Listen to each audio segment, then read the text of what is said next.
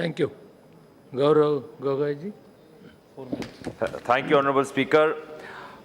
First of all, I would like to thank all those people who have played a very critical role in the formulation of this Insolvency and Bankruptcy Code, and especially would like to mention at this point of time the former Law Secretary, Dr. T.K. Vishwanathan, who has done a phenomenal service through his committee, as well as I would like to express my gratitude to the members of the Joint Parliamentary Committee in a true symbol of bipartisan support for a bill which would push forward India's economic growth.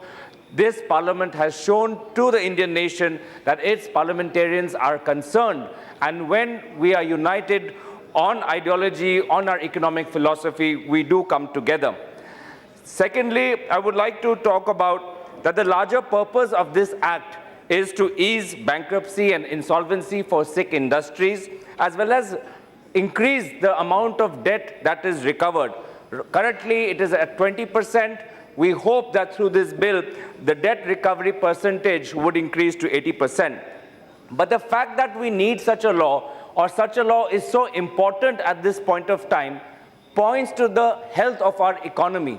And let us be honest that our health, the current health of this economy is not as good as we make it out to be.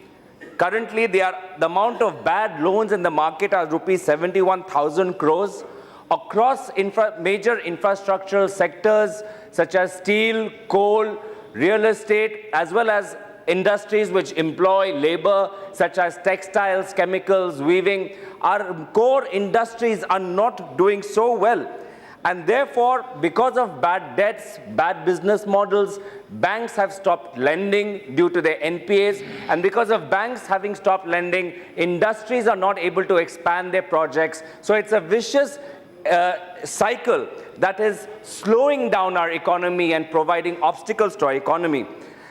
But we must, while we do congratulate the government and all the parliamentarians and the bureaucrats for coming out with a great legislation, we must be also careful that this legislation, when it is talking about sick industries, also is related to labor and employment. And then we must introspect as to how much employment have we been able to generate. We talk about ease of doing business, but what about ease of getting a job? And in today's world, in today's India, it is not easy to get a job. We talk about India's growing demographic dividend, but for this demographic dividend, getting jobs in this current scenario is proving to be one of the toughest. The government's own report states that in 2015, the year saw the lowest job growth since 2008. And this is a shocking fact that we must talk about, and we must acknowledge it and face it. Only then can we plan forward. Only 43,000 jobs were lost in April to June 2015 as well. And the government's own report says that still now, 90% of our workforce is in the unorganized sector, the sector which is outside the ambit of this legislation, but nonetheless important to point out, because we're talking about economy. It is the economy, the context in which this bill is being brought forward. But nonetheless, before this legislation has come, there were previous legislation as well, previous regulators as well. But it was not because of the regulation that bad debt had increased. It was because of bad business decisions, bad business modeling, bad investment decisions. It was that which has led to such a bad sector. And we must talk about how can we prevent bad business decisions in the future as well. We don't want any more Vijay Mallya's to come and then take the banks for a ride and escape the country. So how do we prevent bad decisions, and how do we incentivize good business decisions must be clarified by the government. In this bill, a new regulator has been proposed, which is the Insolvency and Bankruptcy Board of India. My question, and I hope it would be clarified later on, that how will this regulator be different from the previous regulator, which was the Board of Industrial and Financial Reconstruction? Thirdly, a new sector is being created. A new level, a layer of professionals will be required. A new layer of judges would be required. Has there been any study by the government as to how many professionals we will need, how many judges we will need, and by what year will we have these vacancy completed? Or we will only have tribunals on paper but no judges? Or will we only have insolvency resolution agencies but no professionals? Has there been any labor study to say how many jobs will be created? Where will we get these people from, and how will they will be trained?